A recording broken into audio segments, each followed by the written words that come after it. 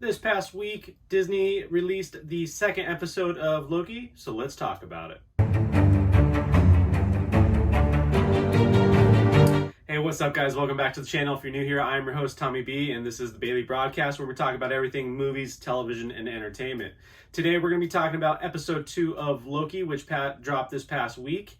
Been a little busy, haven't been able to get to doing a video, and so here we are. I absolutely loved this episode, though. The direction that this show is going is just fantastic. It's chef's kiss, right? It's exactly what we wanted to see, especially considering the first two shows that we got were a little more straightforward. This is definitely, keeping me on my toes. I love the chemistry between Owen Wilson and Tom Hiddleston. Mobius and Loki have this great partnership that is really shining through, especially in this episode. The detective work that they go through, trying to figure out where this variant Loki is going to be next, was super entertaining and intriguing.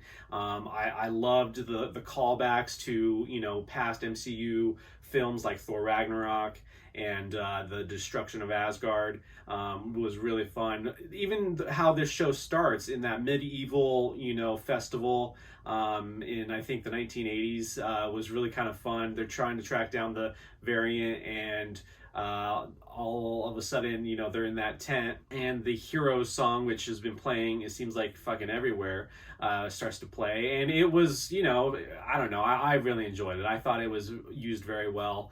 And, to see this variant's powers, it was really a nice touch as well. Obviously, she can do this mind manipulation trick, which I don't think we've ever seen Loki do.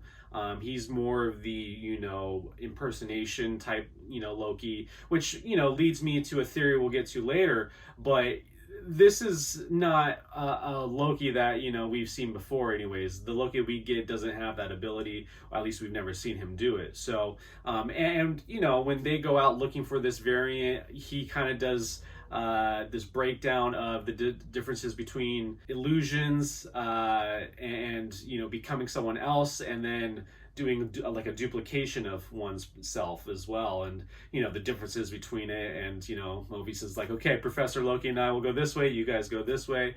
And it was just kind of funny. Once again, the humor in this episode was just fantastic. I really loved it. Honestly, I'm probably biased, but I didn't really find anything in this episode that I didn't like.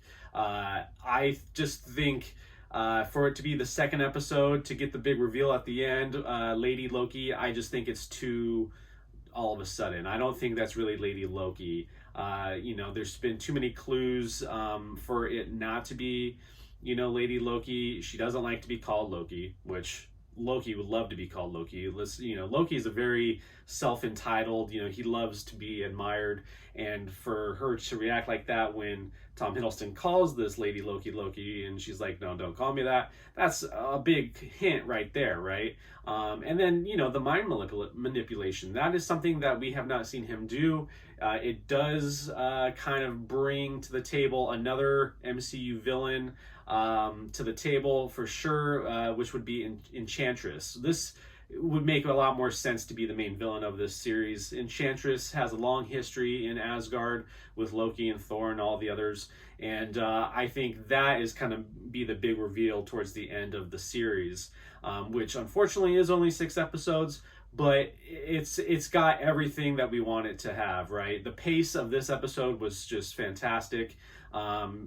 Just everything that they're introducing with the timekeepers and the intrigue of Mobius trying to convince Loki to help him in, for a way for him to meet the timekeepers, which is what Loki wants. It's a nice kind of method for Mobius to use to get what he wants out of Loki. So I thoroughly enjoyed it. I can't wait to see this coming week's episode where, he's going. Obviously, Loki traveled with Lady Loki through that door to another, dimension or time. So who the fuck knows, right? I mean, it doesn't look good for him in the eyes of the TVA that he went after her by himself.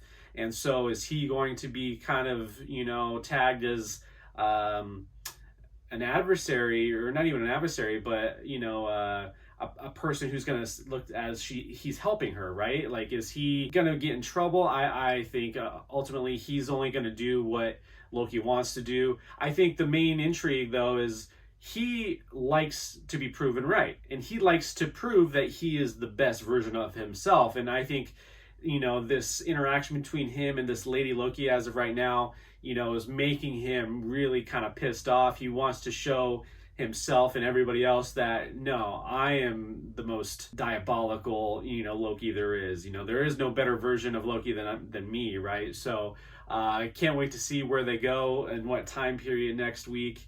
But yeah, the way that they, try to figure out, okay, she is hiding in apocalyptic time periods. That's why there's no energy readings coming off of, where she's at until Loki figures it out. And, they go to Pompeii and just all the little, scenes that kind of build up to that final scene in the Exxon Mart, whatever it was called, was really kind of cool. Even when he's in the library, asking, for, information on the beginning of time, and she's like, no, classified. And she's like, okay, what can I have information on? And she takes him down the aisle, and all she gives him is folders on himself, and so that was kind of funny. I just really love this show so far.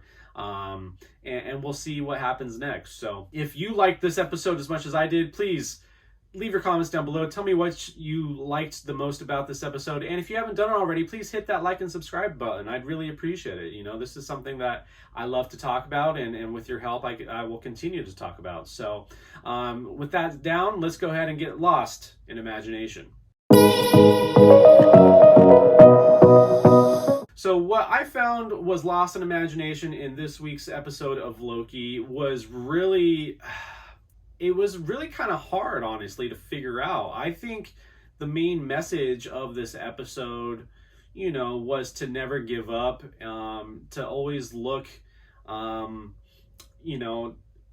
outdo yourself in a way, continue to learn, continue to be a better version of yourself, and that will lead to more opportunities, right? I think the whole idea of tracking himself down, or version of himself down, in this episode really was the motivation behind showing that he is the best version of Loki, right? And so I think motivation can come in all forms of ways, and the best way to be motivated, I think, is to look within. And that was what was lost in imagination. Thank you so much, guys. We'll see you next time on the Bailey Broadcast. Take care.